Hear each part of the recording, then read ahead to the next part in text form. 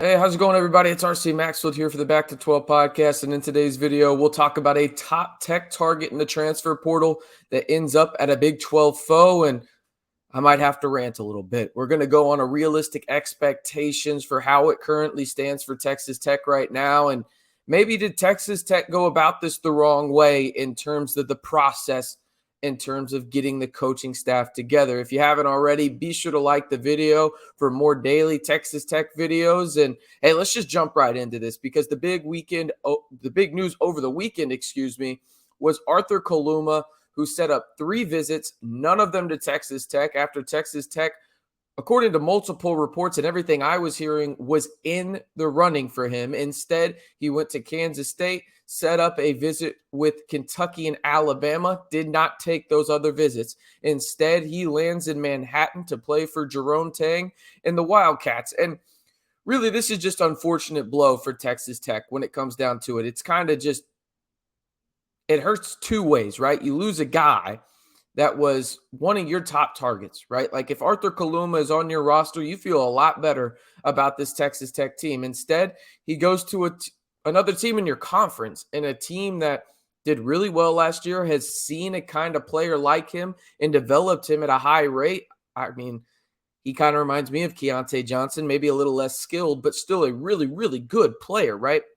And you look at this, right? And it's simply mind-boggling to me that Texas Tech didn't get a visit. And when it comes down to it, I think there's a lot of things you can look at in terms of why this happened. And, I've heard from people that know Arthur way better than I do in the situation that I do, that maybe he just didn't like the way that the roster was constructed for Texas Tech.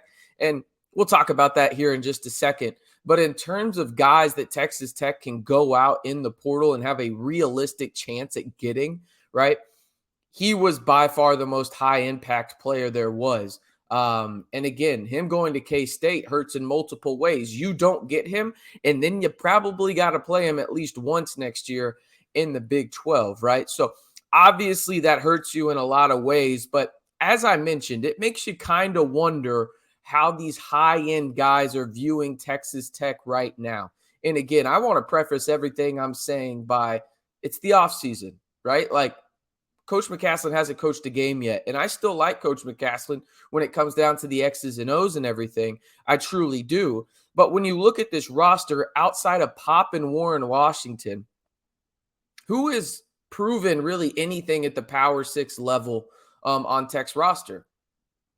I mean, I'll give you a second to mention it in the comments, but really, who has, right? Like, Pop is the only guy that has proven it in that guard room at the Power 6 level that he can play at a high level. Warren Washington is the same way when it comes to the forwards. And now, that's not to say there aren't some talented guys on this Tech roster. I think there are. But when it comes down to it, you haven't had anybody be proven. And again, I don't like going into a year personally expecting transfers to take a monumental jump when they go to a bigger level of competition, right? Like first and foremost, I don't think it's fair to those guys. Doesn't mean they're not talented players, but that's a monumental jump that they're expected to make from a non-Power 6 to a Power 6, and not to mention arguably the best Power 6 conference in America in the Big 12. Right? That is difficult to do. But when you look at this from a realistic standpoint, how many of those guys do you realistically expect to make that jump? Right? You think about the new guys coming in. Darion Williams, like him a lot, right? Chance McMillan, right? Like him a lot as well. How many do you expect to make that leap, right? And the other question is this. If you have a number in your mind about how many you expect to take that leap, how many will it take to be a tournament contender, right? And I think if you look at it realistically, you need 3 or 4 to do that. And I don't know if that's realistic at this time.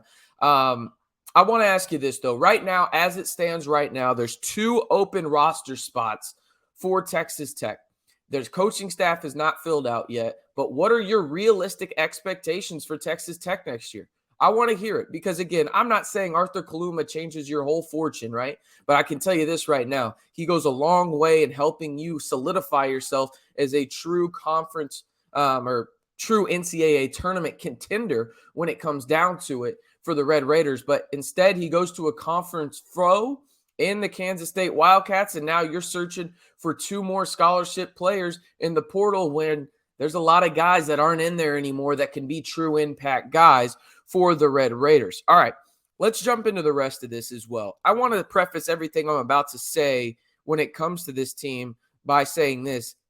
I have no doubt in my mind that Grant McCasland is a great X's and O's coach. I truly don't. I have no doubt in my mind because he's proven it everywhere he's been that he is a winner and he has great X's and O's. He puts his guys in the proper position to succeed. I think Grant McCasland's a really good coach when it comes down to it. Now, that being said, we have to be realistic about the roster, right? And when it's all said and done, that comes back to the coaching staff, and it makes you wonder this. This is really what and I've seen some people in my comments as well, or the comments of the videos as well, say this.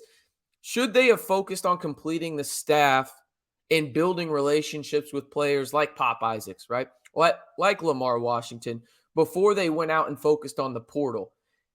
And I don't know. We're never going to know what's the right or wrong answer here, but I do think it is fair to question it, right? Because you could have gone out there and you could have gotten guys that maybe would have impacted your relationships on the transfer portal trail, right? Like that could have happened when you go out there and get respective coaches, right? And I'm not trying to knock the coaches that they have right now, but it's hard to ask 3 dudes to do a 6-person job.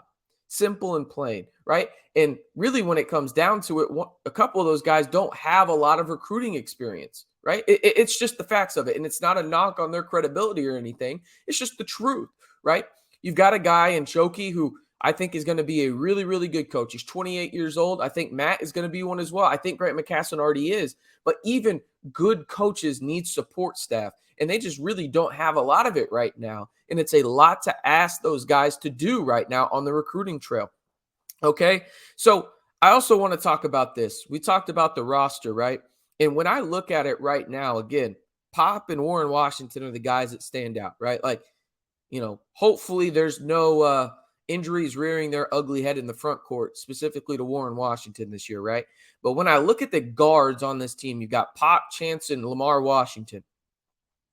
If those guys don't score at least 38 plus per game in terms of combined, right? Like those 3 don't combine for 38 plus a night, I feel like it might be kind of difficult for Tech to win some basketball games, even at a slow pace, right? Like you're going to have elite guard play night in and night out because, again, you're asking guys to take a monumental step. And that is not a knock on guys like Robert Jennings, Lindsey, Williams, right? Like it's not a knock on them.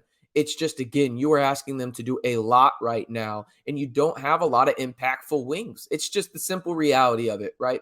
So Arthur Kaluma would have gone a long way. I'll say this, again, losing guys like Tyson and Bacho, I've said it in other videos, that hurts a lot. That hurt a lot for Texas Tech. I think when it's all said and done, not putting a complete staff together early will impact the team. Again, it's just a lot to ask 3 guys to do a 6-person job. It's not a knock on what they can do. It's just, again, more bodies are better than less, right? Like in this situation. And I know this. I'll end the video by saying a few last points. I know it seems like I'm crapping on their offseason. I'm not trying to do that at all. I'm just trying to be realistic. I really like the Grant McCasland hire. I really do. I just think maybe the process was wrong. Again, this is just my opinion. Y'all can disagree with me. I'd love to hear it. Agree or disagree. Let me know down in the comments, A for agree or D for disagree. It is not saying that Grant McCasland is going to be a bad coach, but maybe the process of going about getting the coaching staff could have been done differently, and that would have impacted the roster. Maybe it has no impact at all, right? Maybe it doesn't. But in my opinion, I think it might.